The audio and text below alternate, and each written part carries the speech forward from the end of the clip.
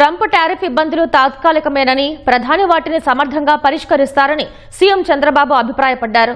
ప్రతి సవాల్ వెనుక ఓ అవకాశం ఉంటుందనే విషయాన్ని గమనించాలన్నారు. సంపద సృష్టికర్తలకే సంక్షేమ పథకాలిచ్చే హక్కుంటుందని ఆయన తేల్చి చెప్పారు. Economic times world leaders forum సదస్సులో పాల్గొన్న చంద్రబాబు అంతర్జాతీయ జీవన ప్రమాణాలతో అమరావతి నిర్మిస్తున్నామన్నారు. అమెరికా అధ్యక్షుడు ట్రంప్ విధించిన టారిఫ్ల వల్ల వచ్చిన సమస్యల్ని పరిష్కరించారని, అదే సమయంలో రాజీ పడకూడదని సీఎం చంద్రబాబు సూచించారు. ప్రస్తుత ఇబ్బందుల్ని ప్రధాని మోదీ చాలా సమర్థంగా పరిష్కరిస్తారని ధీమా వ్యక్తం చేశారు.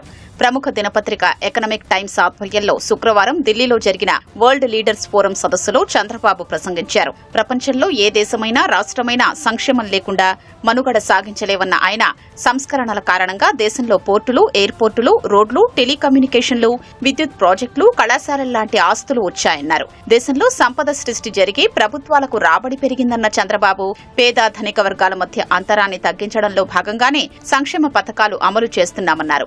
సంపద సృష్టించే వారికే వీటిని అమలు చేసే హక్కుంటుందన్నారు. కేవలం అప్పులు తెచ్చి సంక్షేమ పథకాలు అమలు చెయ్యలేమన్నారు.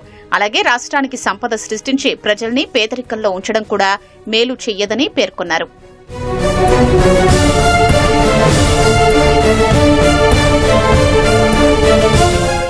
1991లో ఆర్థిక సంస్కరణలు మొదలయ్యాయన్న చంద్రబాబు, 1995లో ముఖ్యమంత్రిగా తాను బాధ్యతలు చేపట్టాక ఏపీలో రెండో తరం సంస్కరణలు ప్రారంభించారన్నారు. ప్రతి సంస్కరణ తమ దగ్గర మొదలై ప్రయోజనాలు అందించిందన్నారు. రాష్ట్ర విభజన ఇబ్బందులు 2019 నుంచి 24 మధ్యలో గాడి తప్పిన పాలన ఇప్పుడు తమ ముందున్న పెద్ద సవాళ్లుగా చెప్పారు.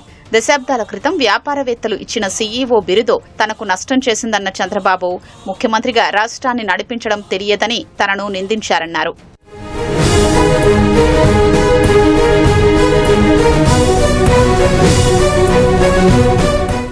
పాతికేళ్ల క్రితమే ఏపీలో ఐటీ విధానాన్ని తీసుకొచ్చామని చంద్రబాబు గుర్తు చేశారు. దేవుడు తనకు సైబరాబాద్, అమరావతి నగరాలు నిర్మించే వరమిచ్చాడన్న చంద్రబాబు, అంతర్జాతీయ ప్రమాణాలతో అత్యంత జీవనయోగ్యమైన నగరంగా అమరావతిని నిర్మిస్తున్నామన్నారు.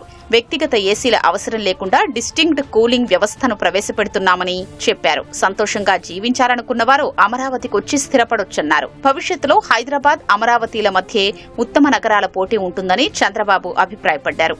I promoted IT. At that time, everybody thought there is no future. I used to go on promoting. Today, if you see, Microsoft, I got it to Hyderabad. Employee of Microsoft has become CEO of Microsoft. That is the growth of our people, how they are taking advantage out of it.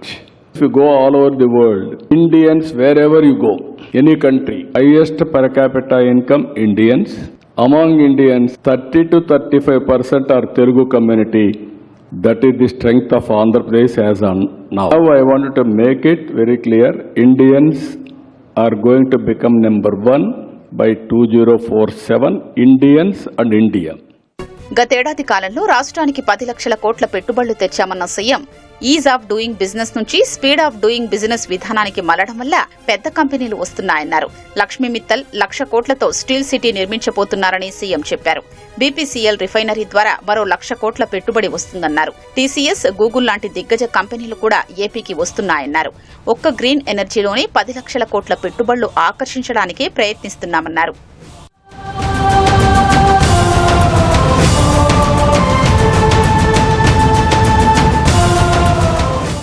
ప్రధాని మోదీ తదుపరి తరం సంస్కరణల వైపు వెళుతున్నారన్న చంద్రబాబు, దీంతో మరో ఏడాదిలో 3వ అతిపెద్ద ఆర్థిక వ్యవస్థగా ఎదుగుతామన్నారు. For the last 11 years, all of you are watching. From 11th largest economy, we are able to reach 4th largest economy. Another 1 year, we are going to reach 3rd largest economy. After this, if you can compare, 4.5 times China is higher than us. 7.5 times or 8 times America is higher than us or better than us. Now it is our duty to change our gears. I am confident India is having potential. I started quantum machine concept, Quantum Valley. First quantum computer is going to work from January in Amaravati. First of its kind in the country itself. ఉపరాష్ట్రపతి ఎన్నికల్లో NDA అభ్యర్థికి మద్దతు విషయంలో మీడియాకు సందేహం ఎందుకని CM ప్రశ్నించారు.